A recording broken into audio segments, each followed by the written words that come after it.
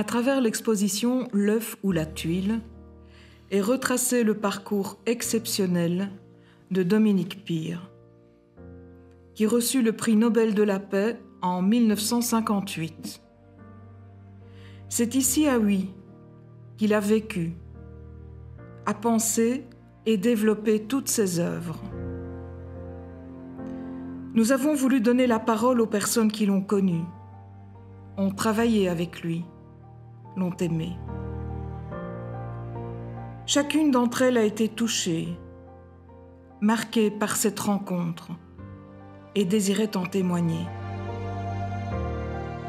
Elles nous partagent leurs souvenirs et nous font découvrir cette personnalité hors du commun qui, face à la détresse de son époque, a fait preuve d'une compassion active et intelligente qui donne encore ses fruits aujourd'hui.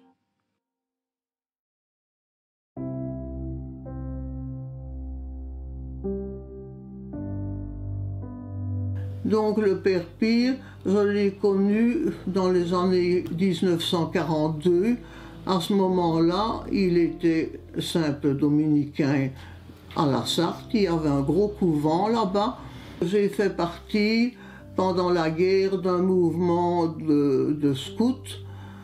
C'était le père Pire qui était là, et il avait formé un groupe de guides, de cheftaines, et nous faisions des marches et des sorties avec le père Pire, et on chantait les chansons de routiers, hein, et on s'asseyait bien souvent dans les bois de Tihange et dans les alentours, et le père Pire nous parlait. Et puis nous avons fait plus tard, un peu de 42, un camp à Goyemosé, où le père Pire nous accompagnait, et nous dormions dans des granges. Et alors le père Pire, lui, logeait chez le curé du village.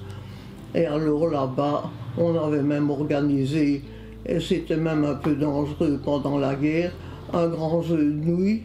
Et comme il y avait eu assez bien de remous avec cette histoire-là, ben, le lendemain, on avait reçu la visite des autorités allemandes qui étaient venues voir ce qui se passait, puisque on était surveillés de tous les côtés pendant la guerre. Et le père Pire avait même emporté avec lui un drapeau belge que les Allemands n'ont pas découvert, ce qui pouvait être dangereux parce que le père Pire faisait partie de l'armée secrète.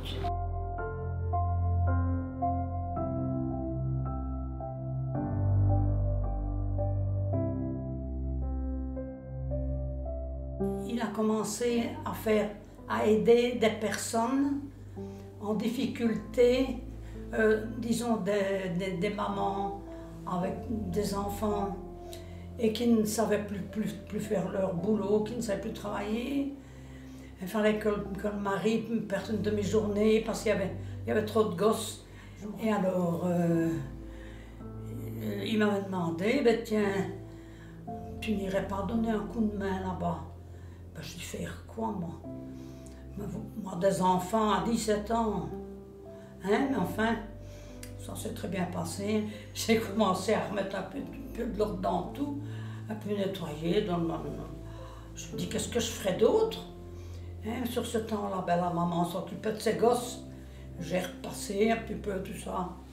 Quand je devais me déplacer pour aller, qui me disait, tu irais bien à Tihange, tu irais bien. J'ai eu 2-3 fois Tihange. Je suis allée jusqu'au Bray, mais je dis, hé là, moi j'ai pas de véhicule. Hein. Ben, il venait me chercher et me conduisait. Et je dis, il venait me rechercher, mais pas trop tard. Hein. Mais bon.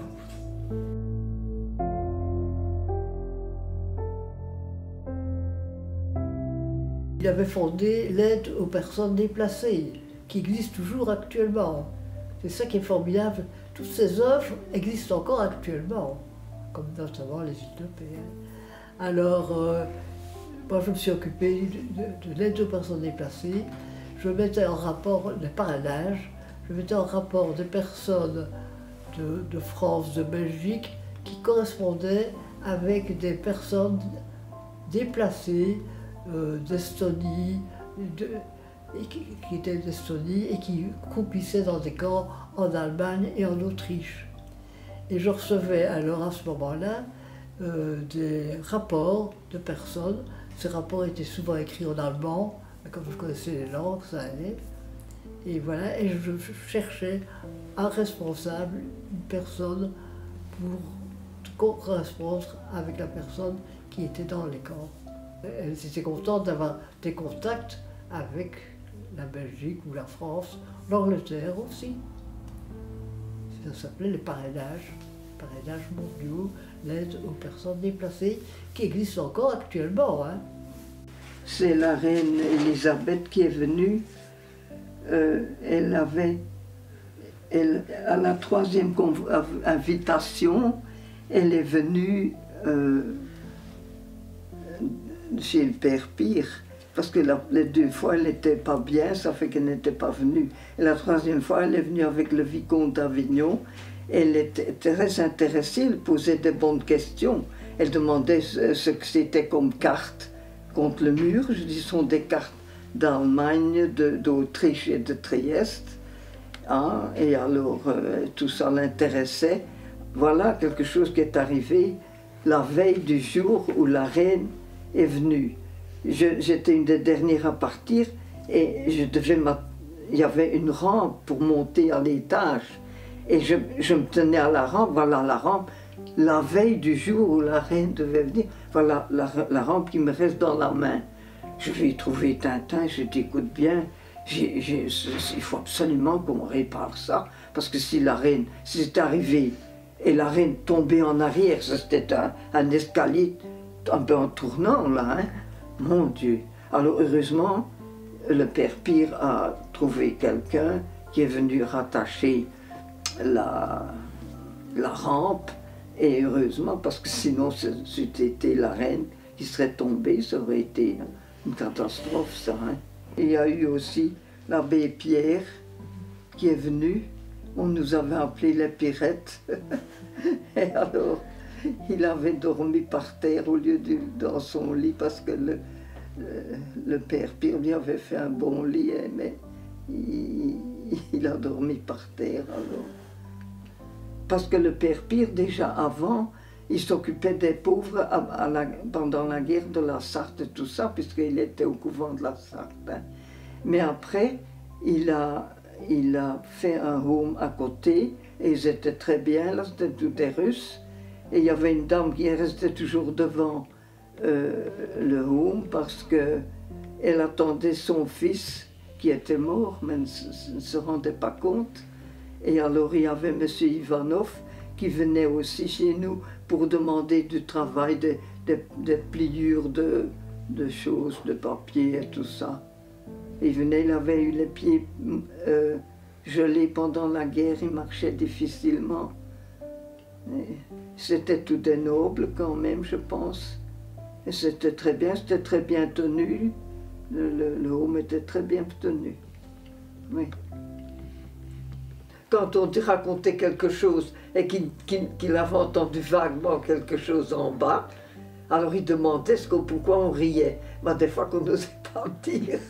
Et alors on ne disait rien du tout. Et il essayait par mademoiselle Baudry de savoir ce qu'on avait dit. J'avais mis il y avait les personnes qui envoyaient des vêtements. Hein. Et alors, c'était des petites jupes comme ça, vraiment comiques que personne n'aurait mis. Et j'avais mis ça sur moi comme ça. Je m'étais montrée chez mademoiselle Jolin. Hein. Et alors, elle avait ri aux larmes. Hein. Alors, il se demandait pourquoi on riait tant. Hein. C'était, je vais pas les montrer comme ça chez le père Pire quand même. Sur ma jupe avec cette petite chose. Encore moins sans ma jupe. Hein. Oh là là là là.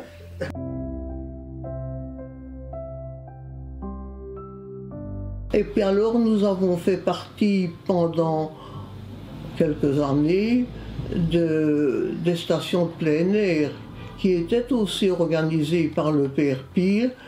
Et nous allions chercher le ravitaillement dans ce beau couvent-là de la Sarthe. Et on avait des grandes cruches émaillées, comme il y avait à cette époque-là, remplis de gruau d'avoine et c'était souvent le repas de midi.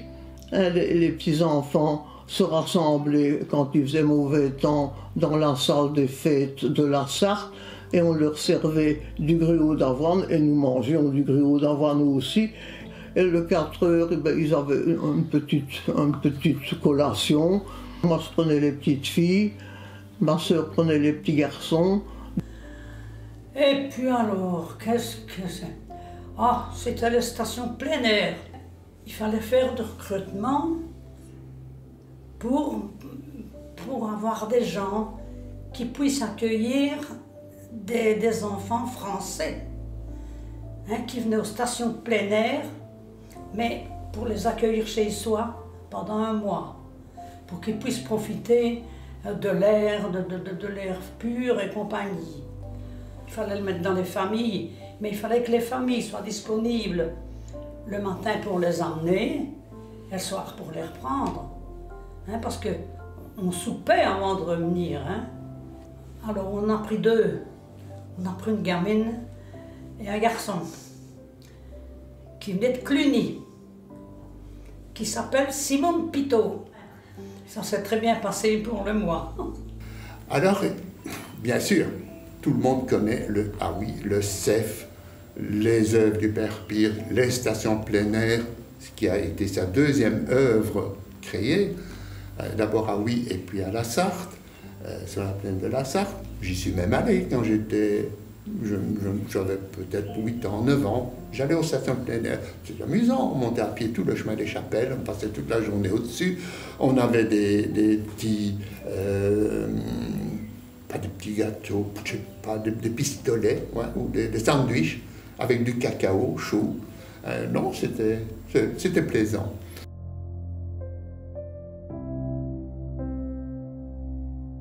Et il y a une chose, peut-être deux petites choses dont on parle moins et que j'ai pu connaître aussi, c'est le petit cercle et le grand cercle.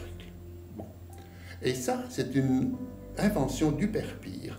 Il recevait dans son petit bureau qui se trouvait au-dessus du jardin de la rue du Marché, un bureau qui donne vers le musée, là vraiment, s'il existe encore ce bureau. Il recevait, je crois que c'est une fois par mois, des jeunes filles. Il y avait le petit cercle et le grand cercle. Le petit cercle, c'était pour les écoles moyennes. Les autres, c'était pour un âge jusqu'à 18 ans, etc. Et ils discutaient d'un sujet, soit d'un sujet, un événement de l'actualité, soit d'un sujet philosophique, comme ça, à bâton rompu, et avec ces jeunes filles qui faisaient parler, qui communiquaient entre elles, etc. Il y a une autre chose aussi que peu de Hutois connaissent encore, n'ont peut-être pas de souvenance, c'est l'EGM. EGM, 3 lettres, créées par le Père Pire. Et EGM, c'est l'école des grands maîtres. Bon. Comment les grands maîtres ont-ils germé comme ça dans le cerveau du Père Pire? Le Père Pire s'est aperçu, il avait beaucoup de contacts naturellement avec des gens expatriés, des gens qui n'avaient plus de domicile fixe, des apatrides, etc.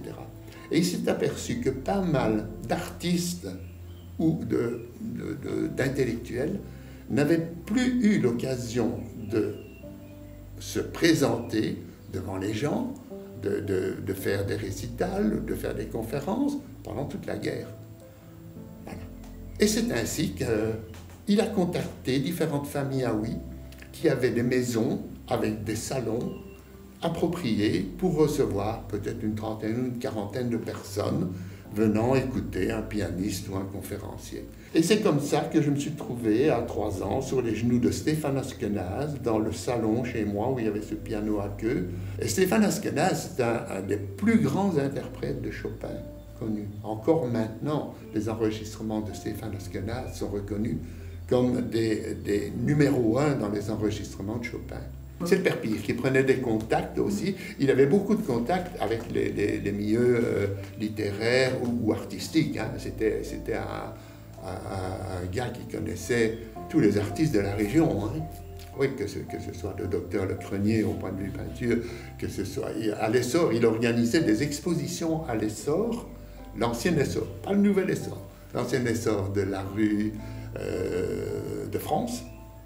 Il organisait des expositions avec les artistes locaux pour financer les stations plein air notamment.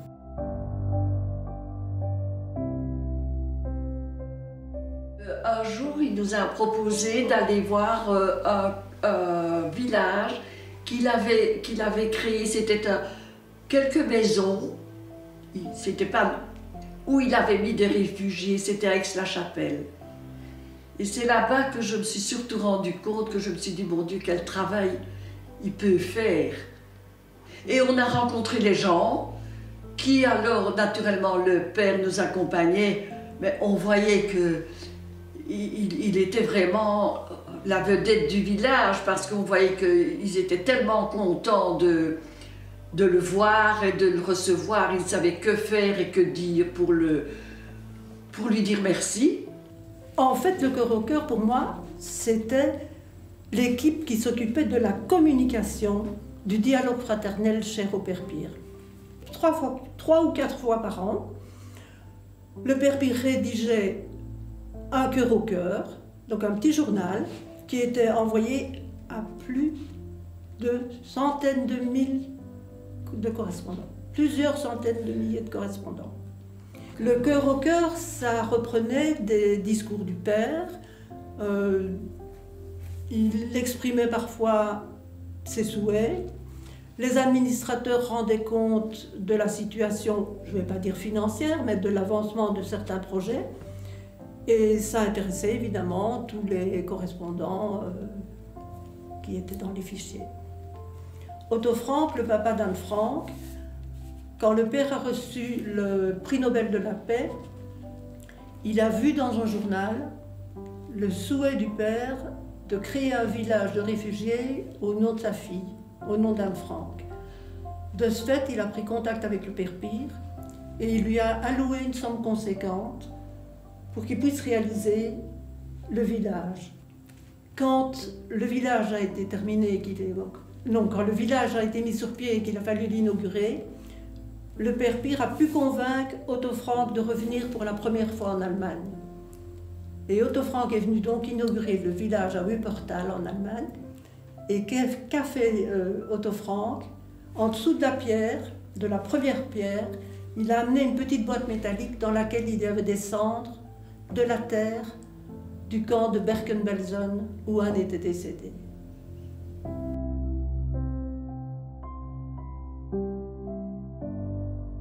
Quand le père Pire a eu le prix Nobel de la paix, hein, ça c'est le plus important, parce qu'on a eu des coups de téléphone sans arrêt. Et je me rappelle que j'entendais qu'on ouvrait et fermait la porte tout le temps, les gens qui avaient avec des félicitations, qui venaient féliciter, et les deux dames-là en bas, elles ne faisaient qu'ouvrir et fermer les portes. Et alors, sans doute que le père Pire avait le téléphone à l'oreille tout le temps aussi, hein. Sûrement ça. Je me souviens aussi du jour où il a reçu le prix Nobel de la paix. On était au bureau et on travaillait. Et on ne savait pas du tout, nous autres, il n'en avait jamais parlé. Et alors on entendait le téléphone, mais ça n'arrêtait pas de sonner. Et alors, mais ça résonnait dans tous les bureaux, quoi. On l'entendait. Et on se dit, mais qu'est-ce qui se passe, qu'est-ce qui se passe? Et puis alors, Tintin est venu nous dire, oh, bonne nouvelle, on vient d'apprendre que le père Pire a reçu le prix Nobel de la paix. Et alors, ça a été vraiment la grosse effervescence dans le bureau, parce qu'alors il allait recevoir les journalistes, il allait recevoir un tas de monde, et il fallait absolument que tout soit prêt et qu'on puisse refaire sa vie par des stencils. C'était à ce moment-là. Ça fait on a commencé à taper, et stenciler. Et alors moi je me suis proposée avec une autre employée, une autre collègue, ben s'il faut passer la nuit, on passera la nuit pour que tout soit prêt pour le lendemain, parce qu'ils recevaient déjà des journalistes.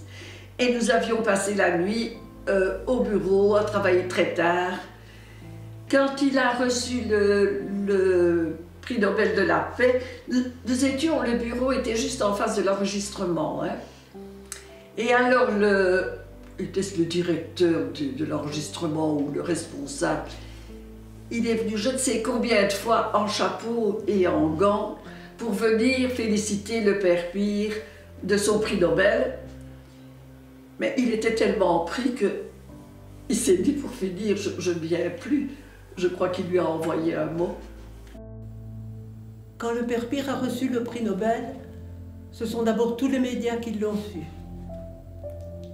C'est lui en dernier qui l'a appris. En fait, un télégramme est arrivé dans une petite commune flamande qui s'appelle Huysse, H-U-Y-2-S-E. Père Pire, prix Nobel, Huysse. Les facteurs, des facteurs un peu plus subtils, on va dire, on a déduit que ça pouvait être oui. Donc, on a fait suivre à oui. Évidemment, à oui, la poste, direct rue du Marché, à la rue du Marché. Une fête extraordinaire, le père Pire au couvent. Donc, on a dû téléphoner en disant « Père, vous venez immédiatement rue du Marché, il y a une nouvelle pour vous. » Et voilà comment le père a appris qu'il était prix Nobel. Ce prix Nobel de la paix est devenu une responsabilité, une nouvelle, un crédit moral très très important. Et donc, le père Pire, à ce moment-là, c'est devenu une voix très importante, une voix dans le monde, comme il le disait lui-même. Cette voix est devenue puissante, il parvenait, il était en contact avec, je dirais, n'importe qui. D'ailleurs, peu avant son décès, il a été approché par un ancien secrétaire général de l'ONU, c'était Utante. Et Utante proposait au père Pire de partir en mission de bons offices en compagnie de Martin Luther King. Il a eu ce prix Nobel pour, comme on dit, l'état d'esprit qui a animé son travail en faveur des réfugiés. Pour la petite histoire, à la fin de la Seconde Guerre mondiale, il y avait une catégorie de réfugiés qui restaient abandonnés dans ce qui restait des camps. Pourquoi? Parce que cette catégorie ne comprenait pratiquement que des malades, des tuberculeux, des cancéreux, des gens qui ne pouvaient plus jouer un rôle économique. Dominique Pire a pris conscience de l'existence de ce problème en écoutant une conférence, un conférencier. Et à ce moment-là, il a décidé d'aller se renseigner, d'aller à la rencontre de ces gens. Et de cette rencontre est née une idée de mobiliser les gens. Le but premier, c'était sensibiliser les gens sur cette problématique-là, de ces réfugiés. Pourquoi ces gens-là, pourquoi ces êtres sont abandonnés? Et tout ce travail se faisait sans tenir compte des aspects tels que religieux, politiques.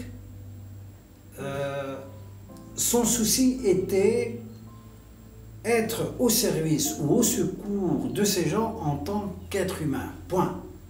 Peu importe ce qu'ils étaient, qu'ils pensaient autrement, croyants ou pas croyants, c'était le cadet de ses soucis. Eh bien, c'est cet état d'esprit-là qui lui a valu le prix Nobel de la paix.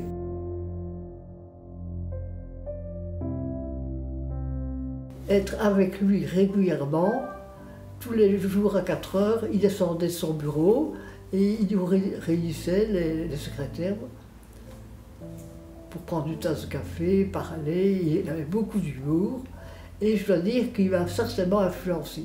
Ça, j'en suis certaine. Quand il a commencé la campagne, il dopait, eh bien, il m'a demandé pour être responsable pour tout le Hainaut occidental. J'allais dans les écoles pour un peu parlé des îles de paix, du Père Pire, etc. Et notamment de la personnalité du Père Pire. Et aussi, ah oui, bien souvent, quand je rencontre des personnes, ah oui, non, à Tournai, quand je rencontre des personnes, me disent « Ah oui, Madame Île de Paix ». C'est formidable quand même, hein. Donc vous voyez que ça m'a certainement influencé, hein. Il m'a influencé énormément. Oui. Et je ne le regrette pas, loin de là. Loin de là. Parce qu'à Tournai, l'air de rien, j'ai quand même fondé moi-même Téléservice. Vous connaissez Téléservice de nom, hein. Donc ce sont des personnes qui sont seules et qui viennent dire bonjour avec une tasse de café, etc. Et c'est moi qui l'ai fondé il y a 40 ans exactement. La première île de paix a vu le jour sur le terrain, au Pakistan oriental à l'époque. C'est cette région du monde qu'on appelle aujourd'hui le Bangladesh. Après 1958, Dominique Pire a été approché par l'ambassadeur du Pakistan à Bruxelles. À l'époque, il a invité pour visiter, pour se rendre au Pakistan en tant que spécialiste en matière de réfugiés. Nous, au Pakistan, nous avons des réfugiés sans solution depuis la scission entre l'Inde et le Pakistan, depuis 1947. Nous souhaitons bénéficier de votre expertise. Le Père Pire a répondu oui, j'irai volontiers pour discuter avec votre gouvernement, à l'époque c'était Islamabad. Et bon, voilà, comme il n'aimait pas faire les choses de manière précipitée, pour n'importe quelle initiative, il a besoin d'un peu de recul, il a besoin de consulter, il a besoin de consulter ses amis. Hein. C'est pour ça qu'il avait une garde rapprochée et chacun de ses amis lui apporte son savoir-faire. Tantôt c'est un agronome qui parle, tantôt c'est un médecin, tantôt c'est un ministre, tantôt c'est un avocat, etc., etc.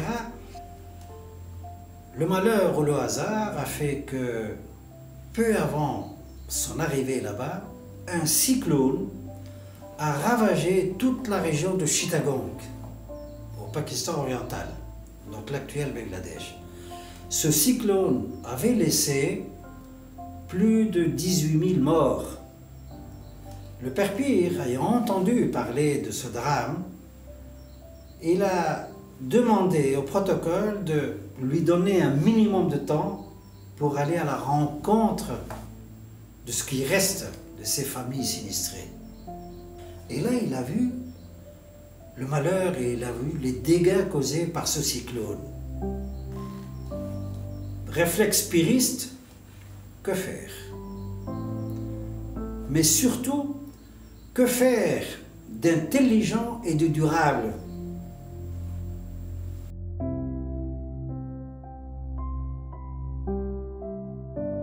Le Père Pire, de son vivant, il s'obstinait à vouloir former des futurs ouvriers de paix, des artisans de paix et de dialogue. Et c'était le but d'ailleurs, ou un des buts de la création de l'Université de paix. Donc un de ses rêves, c'était de former une opinion publique éclairée et agissante. Il était très humble et très pragmatique. Et son souci majeur était de mobiliser les gens pour pouvoir agir ensemble, pour réussir ensemble une action utile. Son obsession était tout mettre en œuvre pour développer un monde un petit peu plus juste, un peu plus humain, un peu plus solidaire. Dominique Pire nous répétait sans cesse que son rêve, il nous disait « Mon rêve, mes amis, serait de voir tout être humain se sentir concerné et responsable par tout drame humain où qu'il se passe. »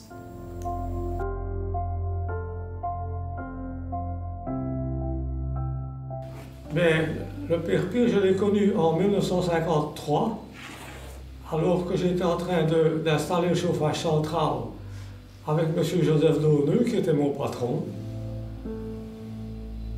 Et le Père Pire, à ce moment-là, était à la tête d'une organisation qui s'occupait des personnes déplacées. Donc la plupart, c'était des Russes qui avaient fui le bolchevisme et qui étaient venus dans notre pays et peut-être encore ailleurs. Et c'est comme ça que j'ai rencontré un homme extraordinaire.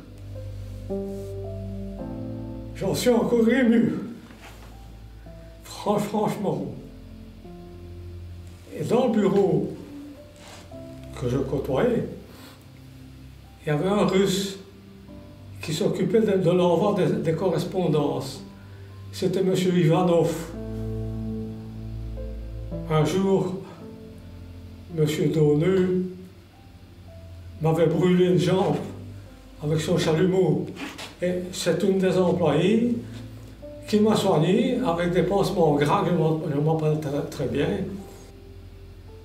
Et après mon accident, le père Pierre m'a envoyé une belle carte, gentille, vraiment gentille, pleine d'humanité. Ce qui m'a marqué chez lui, c'était sa gentillesse. Il était plein d'humanité. On ne pouvait que l'aimer. C'était bien, c'était un type bien. Ah oui. Moi, je l'aimais beaucoup. Et comme tout qui travaille avec, c'était bien. Quand il y a un problème, le résoudre. C'est exactement. Il se sentait concerné. C'est exactement ça. Par ce qu'il voyait, la pauvreté, etc. Et il voulait faire quelque chose. Et une chose aussi assez extraordinaire, c'est qu'il dormait très peu. Donc il était quand même religieux.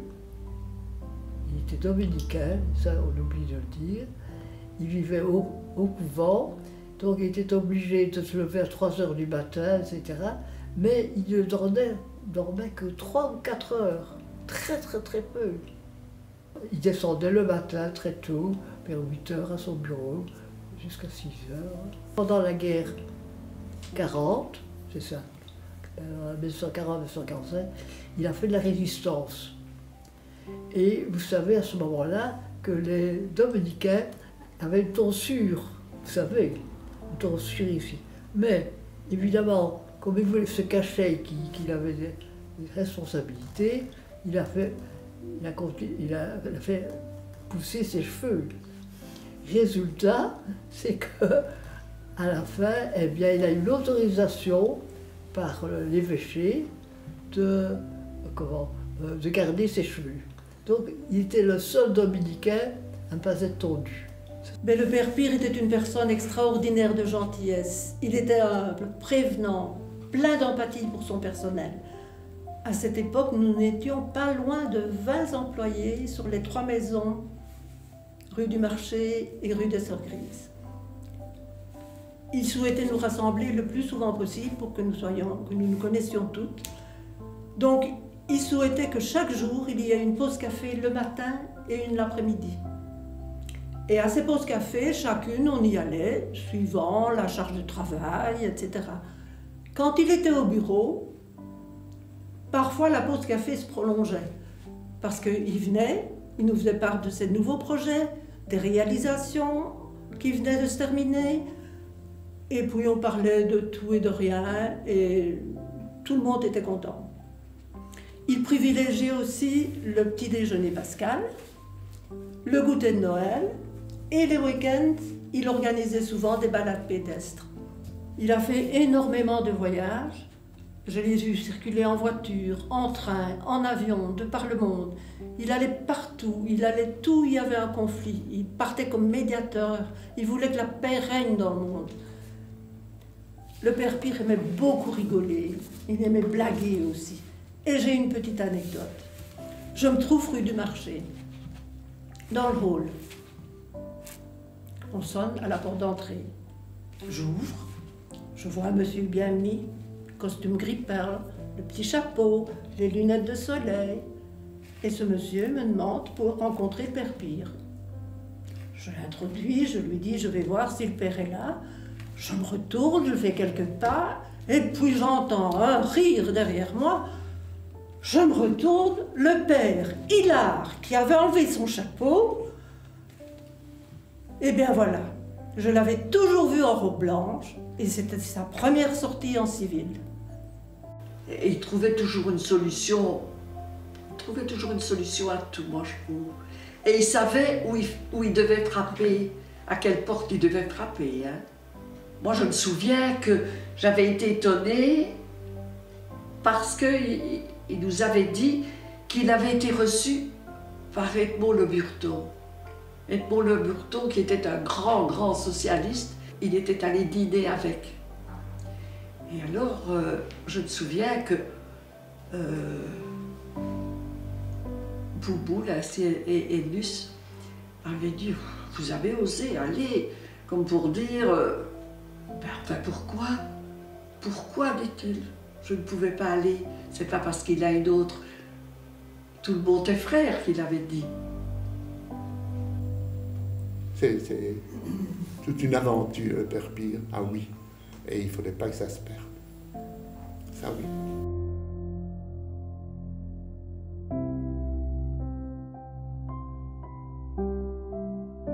Je me souviens très bien, lors de son décès, qui était au fond en 1969 et très rapide, je me souviens d'avoir rencontré sur le pont de Huy Rodotto. Est-ce qu'elle suivait est-ce qu'elle suivait le corbillard peut-être, quoi. Et d'avoir demandé à Irma Jolin et André Baudry, et alors, qu'est-ce que ça va devenir son père Pire ? Elles ont dit, nous continuons. Ça, je trouve ça formidable, parce qu'elles ont repris la chose en main. Et donc, c'est ainsi que je me suis à un moment donné lancé dans l'aventure. J'ai collaboré avec lui pratiquement jusqu'à son décès, en janvier 69.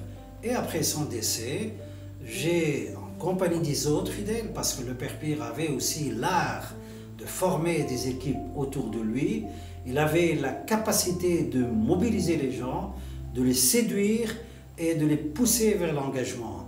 Eh bien, à son décès, tous ceux qui l'ont approché, tous ceux qui l'ont connu, tous ceux qui l'ont aimé, ils se sont dit, plus que jamais, nous devons œuvrer davantage pour la noblesse des idées de notre ami disparu. Je crois que ces œuvres durent ou vivent encore aujourd'hui et se portent bien encore aujourd'hui, à mon avis, parce que aussi leur fondateur a vu clair.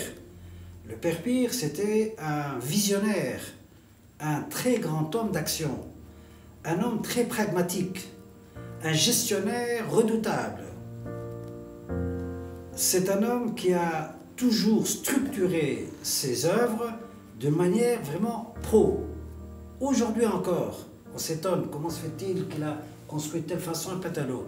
Eh bien, c'est justement, c'est son intuition, c'est sa vision, c'est sa méthode, son approche. Je crois, la pertinence de l'approche qu'il a proposée reste toujours percutante. Et c'est ça, à mon avis, le secret de cette vitalité des différentes œuvres qu'il a créées.